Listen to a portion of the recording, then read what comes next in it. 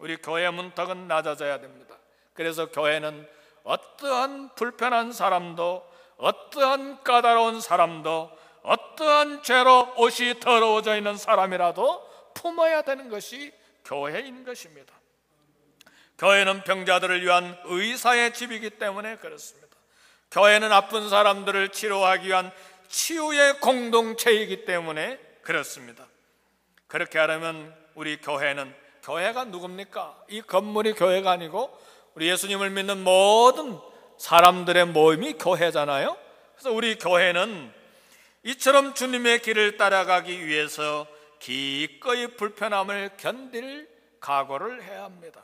힘든 것을 참고 마음고생까지도 각오를 해야 합니다. 우리 교회의 목적은 예수님이 이 땅에 오신 목적과 함께 하기 때문에 그렇습니다. 자, 우리가 책을 읽다 보면 감동적인 그런 좋은 책들이 많이 있는데, 우리가 잘 아는 빅톨 위고가 진 레미제라블이라고 하는 책, 유명한 소설 우리 한 번씩 읽어봤죠? 자식과 조카들 여러 명을 먹여 살리기가 너무 힘들어서 빵을 훔쳐 먹다가 그냥 3년 징역을 받고 형벌을 받는데, 밖에 있는 이 7, 8명이 넘는 조카들, 자식들 이거 견딜 수 없어서 그냥 감옥을 탈출하려고 여러 번 시도하다가 그냥 3년이면 끝날 형기가 19년 막 엄청나게 길어났지 않습니까? 이런 과정 속에서 이 장발장의 성격이 매우 거칠어지고 그 인격이 아주 비뚤어진 사람이 되어버렸지 않습니까? 마침 10수년 형기를 마치고 밖에 나왔는데 아무도 직장을 주지 않고 아무도 반기는 사람이 없는데, 어떤 사람의 소개를 받아서 성당에 가서 잠을 자는데 얼마나 따뜻하게 해주는지, 얼마나 오랜만에 따뜻한 말을 듣고 음식을 먹을 수 있었는지. 그런데 옛날 습관 버리지 못하고 그냥 그 밤에 그냥 은접시를 훔쳐가지고 도망가는데 불행하게도 경찰에게 잡혔어요. 그래서 그 성당으로 다시 되돌아오게 되는데, 놀라운 사실은 이 은접시가 성당 것이 아니냐고 물었을 때 이 신부가 말하기를, 아니 내가 그건 선물로 준 건데, 그리고 내가 은초 때까지 줬는데 왜 안 가지고 갔어요? 그리고 은초 때까지 오히려 손에다가 쥐어주는 이 신부 앞에서, 다시 말하면 자비와 사랑 앞에서 이 장발장이 녹았습니다. 그 인생이 거기에서 살아났습니다.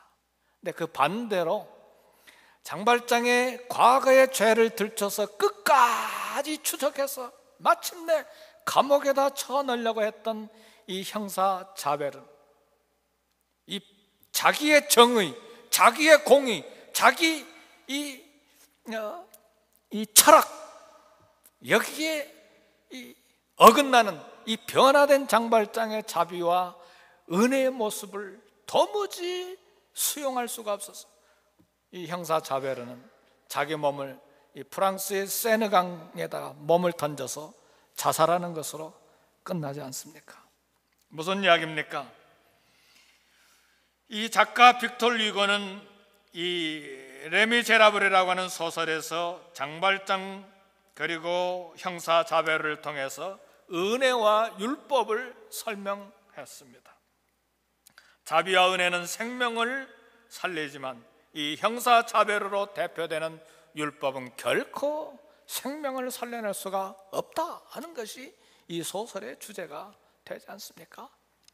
성도 여러분, 마찬가지로 왜곡되고 이 비뚤어진 양심을 가진 이 레이, 이 마태의 삶을 변화시킨 것은 율법 강자가 아니었습니다. 마태가 회심하게 된 것은 왜곡심과 도덕적 양심에 호소하는 윤리 강자도 아니었습니다. 그의 회개의 결정적인 동기는 그의 삶을 있는 그대로 받아주신 예수님의 자비와 은혜, 이 자비와 은혜 때문에 무릎을 꿇게 된 것입니다.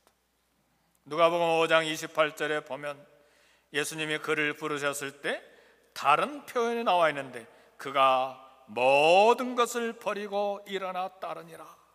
모든 것을 버렸다니요. 베드로와 그리고 안드레, 요한과 야고보는 어부 직업을 버렸을 뿐입니다. 그러나 이 레위 마태의 직업은 모든 것을 버리고 일어나 그를 따르다니요. 아니, 이 직업이 뭔데? 이 세관 직업이 뭔데? 현찰이 들어오는 직장 아닙니까? 비록 검은 도문이지만 그야말로 어마어마한 돈을 긁어 모을 수 있는 직장 아닙니까?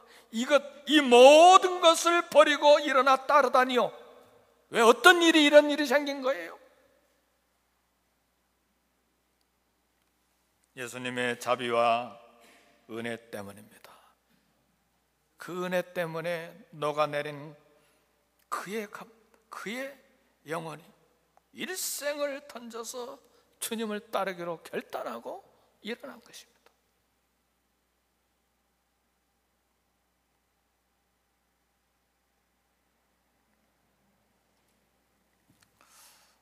율법은 첫날 가르쳐도, 다시 말하면 우리가 말하는 공의와 정의로 첫날 가르쳐도 우리를 감동시킬 수 없지만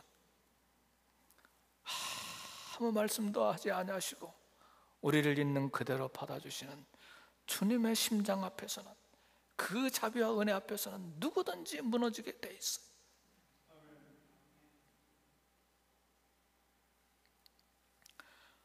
예수님은 레위와 그의 친구들, 세리들과 죄인들과 함께 식사하셨는데 왜 주님이 이런 사람들을 가까이 하시고 교제하셨는가? 건강한 사람은 의사가 필요 없고 병든 사람에게 필요하다고 하신 것처럼, 성도 여러분, 의사는 건강한 사람들과 친하게 지내는 직업이 아닙니다. 의사는 환자들과 친하게 평생 동안 지내야 될 직업을 가진 사람입니다. 예수님은 이 비유의 교훈대로 의인을 찾아서 교제하기 위하여 이 땅에 오신 것이 아니에요. 우리도 우리 수준에 맞는 사람, 도덕적으로, 윤리적으로, 그리고 정신적으로 우리 수준 정도에 있는 사람들만 모아가지고 교제하려고 하는 그런 성향이 있는데, 교회는 그렇지 않습니다. 성도 여러분, 교회가 그랬다간 예수님께 책망받습니다. 에베소 교회가 그랬어요. 첫사랑을 잃어버렸어요.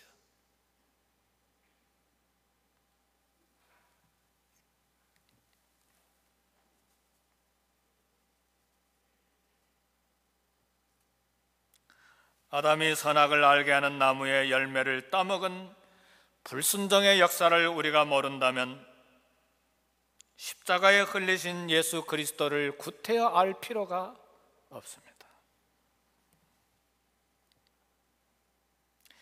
만일 인간이 죄가 없다면 예수님의 고통스러운 십자가의 죽음을 구태여 설명할 필요가 없습니다.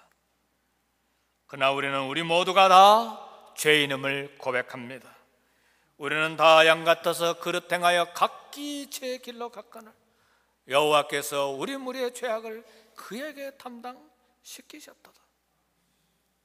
그가 찔림은 우리의 허물을 인하며 그가 상함은 우리의 죄악을 인합니다.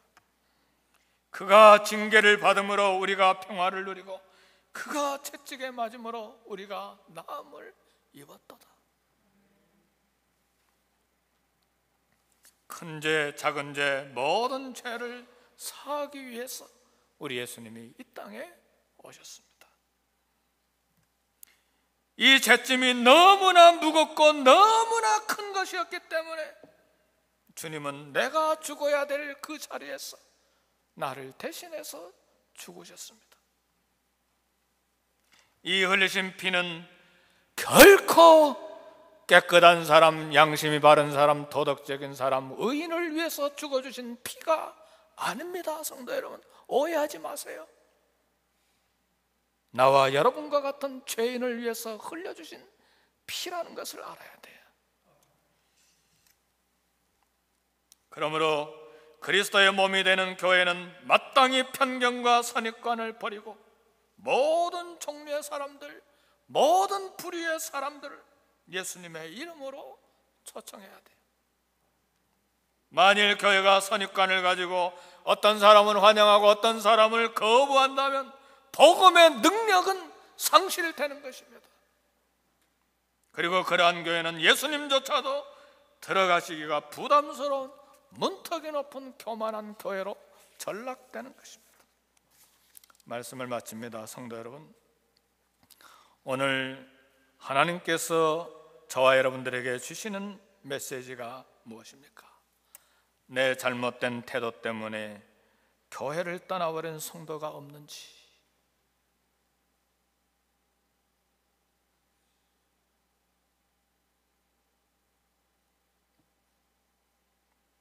내 잘못된 편견 때문에, 내가 받아주지 않았기 때문에 교회 밖에서 돌아오지 못하고 있는 성도는 없는지 우리는 살펴봐야 돼요.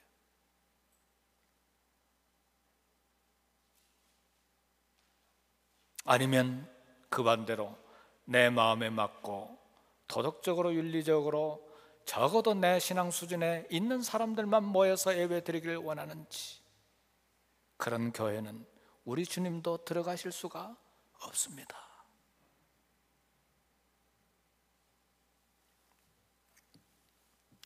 예수님께서 구원하러 오신 자들은 죄인들, 잃어버린 자들, 방황하는 자들, 거지들, 무거운 짐을 진 자들, 그리고 줄이고 목마른 자들입니다. 저도 목사이지만 분명한 사실은 예수님의 피가 절대적으로 필요한 이 병든 무리들 중에 한 사람임이 분명합니다. 그러므로 오늘 예수님께서 본문에서 의인을 부르러 온 것이 아니고 죄인을 부르러 왔다고 하는 이 말씀 때문에 저도 늘 감격합니다.